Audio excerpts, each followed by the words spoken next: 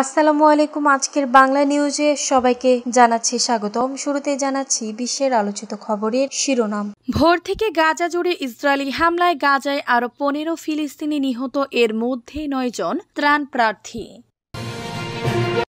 Iran যে কোনো নতুন পারমাণবিক স্থাপনা নির্মাণের সিদ্ধান্ত নিলে তা ধ্বংস করা হবে, জানিয়েছেন মার্কিন প্রেসিডেন্ট ডোনাল্ড ট্রাম্প।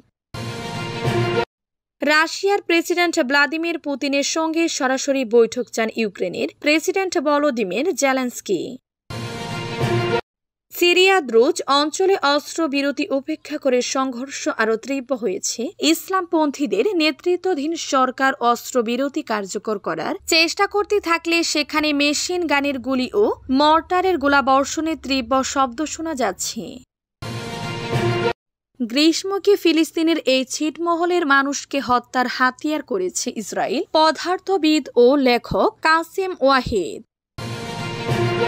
ফের উত্তালের শঙ্কায় পাকিস্তান, বিক্ষোভে যোগ দিচ্ছেন ইমরান খানের যুক্তরাজ্য প্রবাসী 2 ছেলে। এতক্ষণ শুনছিলেন বিশ্ব আলোচিত খবরের সংবাদ শিরোনাম। এবার বিস্তারিত। আমাদের খবরটি যদি ভালো লেগে থাকে অবশ্যই লাইক, কমেন্ট, শেয়ার করতে ভুলবেন না। ইসরায়েলি হামলায় আরো 15 ফিলিস্তিনি নিহত। ইসরায়েলি হামলায় গাজায় আরো 15 ফিলিস্তিনি নিহত হয়েছেন। রবিবার ভোর থেকে গাজা জুড়ে ইসরায়েলি হামলায় এসব নিহতর ঘটনা ঘটে। এর মধ্যে 9 জন ত্রাণ প্রার্থীও রয়েছেন।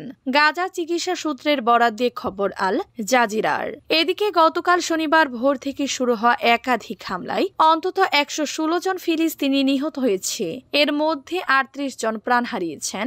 যুক্তরাষ্ট্র সমর্থিত গাজা হিউম্যানিটারিয়ান ফাউন্ডেশনের জিএসএফ ত্রাণ কেন্দ্রের সামনে খাদ্যের জন্য অপেক্ষা করার সময় গুলিবিদ্ধ হয়ে। এছাড়া ইসরায়েলের অবরুদ্ধ ও সহিংসতার মধ্যে গাজায় এক নবজাতক শিশুর মৃত্যু হয়েছে দুর্ভিক্ষে। মাত্র 35 দিন বয়সী এই শিশু গাজা সিটির আল সিফা হাসপাতালে অপুষ্টিজনিত কারণে মৃত্যুবরণ করেছে বলে নিশ্চিত করেছেন হাসপাতালটির পরিচালক ডক্টর মোহাম্মদ আবু সালমিয়া। ইরান নতুন পারমাণবিক স্থাপনা তৈরি করলেও ধ্বংস করা হবে, জানিয়েছেন ট্রাম্প। মার্কিন প্রেসিডেন্ট ডোনাল্ড ট্রাম্প বলেছেন, ইরান যে কোনো নতুন পারমাণবিক স্থাপনা নির্মাণের সিদ্ধান্ত নিলে তা ধ্বংস করা হবে। নিজের ট্রুথ সোশ্যালে প্ল্যাটফর্মে তিনি লিখেছেন, ইরানের 3টি পারমাণবিক স্থাপনা সম্পূর্ণরূপে ধ্বংস অথবা ধ্বংস করা হয়েছে। এগুলোকে আবার কাজে লাগাতে বছরের পর বছর সময় লাগবে। ইরান যদি তা করতে চায় তাহলে, যদি তারা সিদ্ধান্ত নেয় তাহলে 3টি ভিন্ন স্থানে নতুন হামলা শুরু করা অনেক ভালো হবে। সূত্রের বরাত দিয়ে এনবিসি নিউজ জানিয়েছে, জুন মাসে মার্কিন হামলায় ইরানের ইউরেনিয়াম সমৃদ্ধকরণ স্থাপনাগুলোর মধ্যে মাত্র একটি সম্পূর্ণরূপে ধ্বংস হয়েছে।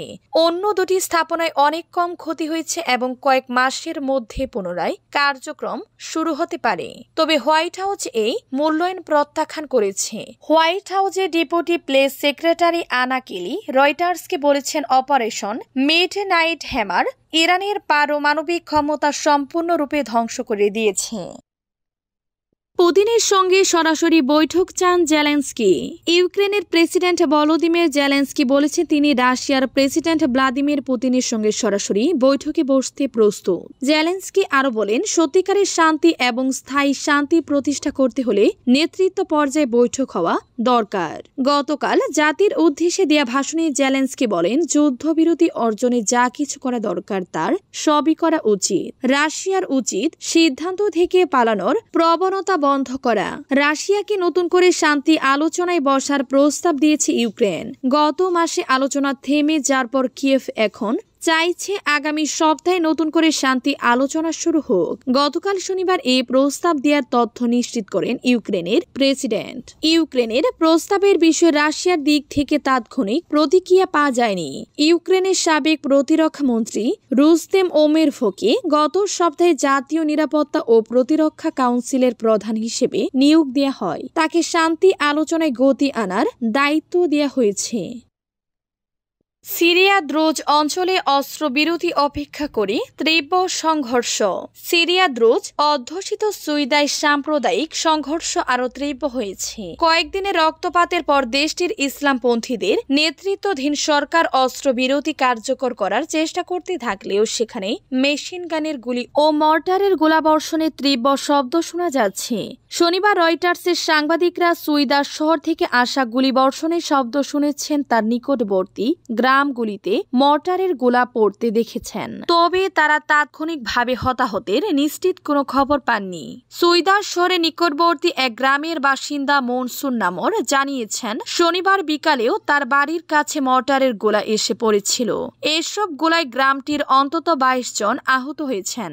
সুইদার এক চিকিৎসক জানিয়েছেন কয়েকদিন ধরে চলা সহিংসতায় নিহতর মৃতদেহ ও আহতদের নিয়ে স্থানীয় একটি হাসপাতাল ভরে গেছে। গাজায় তীব্র গরম কি ইসরায়েলের অস্ত্র। ইউরোপ জুড়ে তাপ প্রবাহের মধ্যে ইতালির 4 দেয়ালের বাহিরে খোলা জায়গায় কাজকর্মে বিধি নিষেধ দিয়েছে। ফ্রান্সে বন্ধ করেছে স্কুল। কিভাবে শরীর আর্দ্র রাখতে হবে সেই পরামর্শ দেয়া হচ্ছে। আর ভ্রমন্ত সাগর তীরের গাজায় তীব্র গরমে কি করছে সেখানকার বাস্তুচ্যুত মানুষ। ইসরায়েলের আগ্রাসনে বিধ্বস্ত গাজার একজন পদার্থবিদ ও লেখক কাসেম ওয়াহিদ এই প্রশ্ন তুলে বলেছেন, এই গ্রীষ্মকে ফিলিস্তিনের এই ছিট মহলের মানুষকে হত্যার হাতিয়ার করেছে ইসরায়েল। এর আগে ক্ষুধাকে অস্ত্র হিসেবে ব্যবহারের অভিযোগ উঠে ইসরায়েলের বিরুদ্ধে। এখন ত্রাণকে হাতিয়ার করার অভিযোগ উঠেছে। আল জাজিরার কাসেম ওয়ালিদ লিখেছেন, পারদ চড়তে থাকায় গাজা উন্মুক্ত এক চুল্লিতে পরিণত হয়েছে। গরম থেকে রক্ষা পাওয়ার মতো ন্যূনতম কোনো সুবিধা আর অবশিষ্ট নেই। অথচ সংবাদ মাধ্যমে প্রতিবেদনের পর প্রতিবেদনে দেখা যায় ইউরোপের লোকজনকে ঘরে থাকতে, শরীর আর্দ্র রাখতে, বাহিরে বের হলেও ভারী কোনো কাজ না করতে এবং ত্বকের যত্নে সানস্ক্রিন ব্যবহারের পরামর্শ দেওয়া হচ্ছে। ফের উত্তালের শঙ্কায় পাকিস্তান বিক্ষোভে যোগ দিচ্ছেন ইমরান খানের ছেলেরা। পাকিস্তানের সাবেক প্রধানমন্ত্রী ও পাকিস্তান তেহরিক-ই-ইনসাফের পিটিআই প্রতিষ্ঠাতা ইমরান 2023 সালের আগস্ট থেকে কারাগারে। তার দল আগামী 5 আগস্ট থেকে নেতার মুক্তির দাবিতে বিক্ষোভ শুরু করবে। ইমরান খানের প্রাক্তন স্ত্রী জেমিমা গোল্ডস্টিন সরকারের বিরুদ্ধে অভিযোগ করেছেন যে তাদের সন্তানদের বাবার সঙ্গে যোগাযোগ করতে বাধা দেয়া হচ্ছে।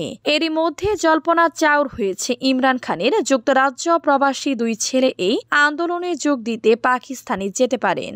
এছাড়া যুক্তরাষ্ট্রের একটি কমিশন পাকিস্তানের মানবাধিকার পরিস্থিতি নিয়ে উদ্বেগ প্রকাশ করেছে। গোল্ডস্টিন এক্সটে এক পোস্টে বলেছেন সরকার তার ছেলেদের গ্রেফতারের হুমকি দিয়েছে যদি তারা বাবার সঙ্গে দেখা করতে আসে। গোল্ডস্টিনের মতে এটি ব্যক্তিগত প্রতিশোধ ছাড়া কিছু নয়।